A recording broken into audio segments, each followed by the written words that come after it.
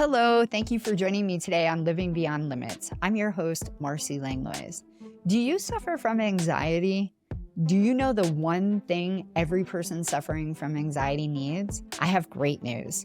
I'm going to share that one thing with you so that you can be on your way to easing the feelings of anxiety that are holding you back from living the life that you envision. Can't wait to hear what it is. Let's dive in. Anxiety brings its own set of challenges, but when you add insomnia to it, it can be a downright disastrous mess. I have struggled with anxiety all of my life. It is such a doozy. However, though, when I reached my late 20s, things really went haywire for me.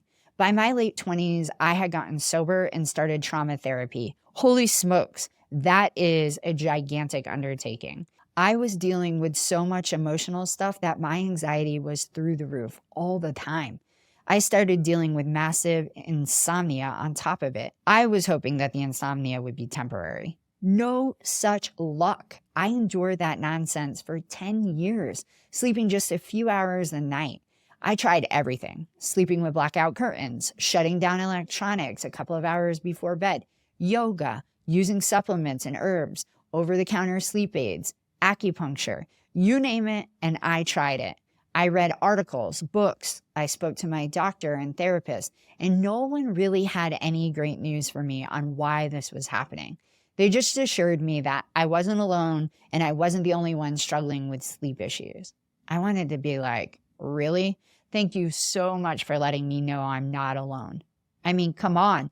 I was so frustrated. I'm over here on the brink, like barely holding on. And all you got for me is you aren't alone. That was so not helpful for me and incredibly frustrating. I knew that if I was going to get relief, I was going to have to be the one that was going to figure this out. And that is exactly what I did. Here's what I've learned about sleep in the last 10 years. I mean, I'm pretty sure that if you're listening to this, you can relate. That you have been laying in your bed, wide awake at 3 a.m., thinking to yourself, why? Why is it so hard for me to be able to sleep? That is a fantastic question. And I spent nearly every night for a decade trying to figure out why I couldn't sleep either. So if you spend your nights trying to figure it out too, I want to take a moment and acknowledge how frustrating it can be and how difficult and debilitating it is to not be able to sleep. I hope that what I'm about to share will help you shift from insomnia to restful sleep. If you struggle with anxiety, you may have noticed that your mind won't shut up. It's constant. The incessant chatter filled with worry about possibly your health, finances, even maybe concerns over a loved one that's going through a difficult time.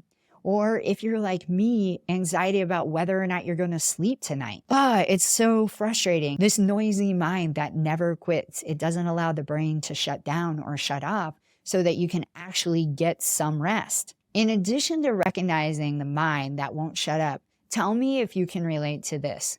You get into bed at night, you're agitated, irritated, grumpy. You feel like everyone and everything is on your last nerve. This is the perfect recipe for insomnia. A whole bunch of emotions that are aggravating the nervous system instead of calming it.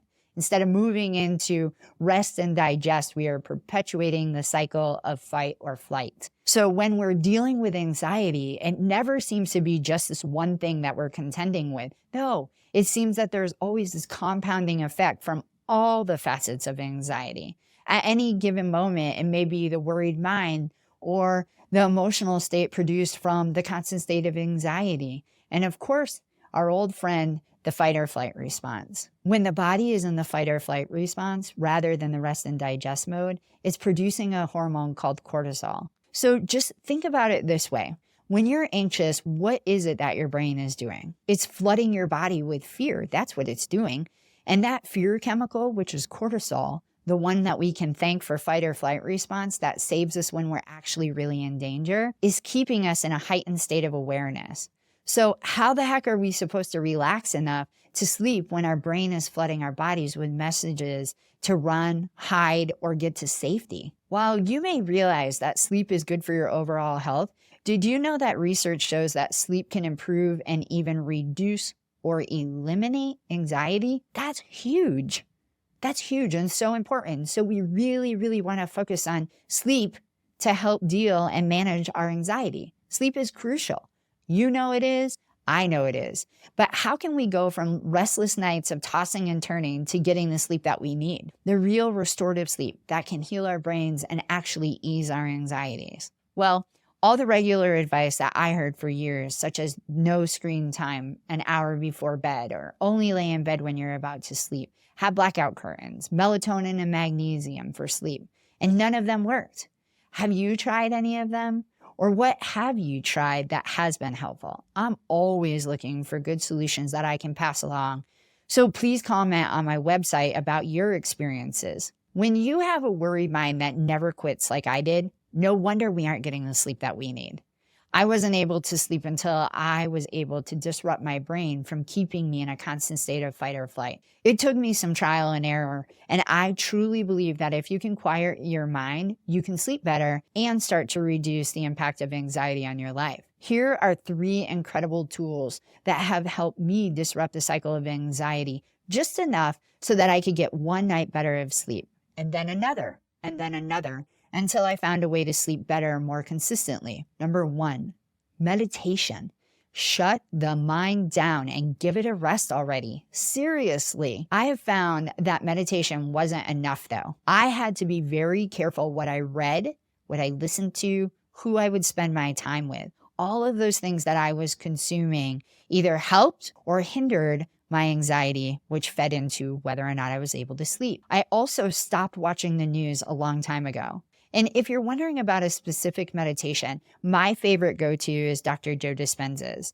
I love all of his meditations because they all focus on changing your brain waves. And meditations that alter your brain waves reduce your anxiety, which will help you sleep better at night. He has an entire library of options, so feel free to check out his website, and whatever one you're drawn to, perfect. Number 2, emotional freedom technique tapping, or commonly referred to as EFT or EFT tapping. This is a mind-body therapy. It uses concepts of traditional Chinese medicine practices of acupuncture. It involves tapping key acupressure points on the hands, face, and body with your fingertips while focusing on uncomfortable feelings or concerns, and using positive affirmations to neutralize those feelings. This can seem a bit woo-woo, and I was even skeptical. So I completely understand if you're like, Marcy, what are you even talking about here?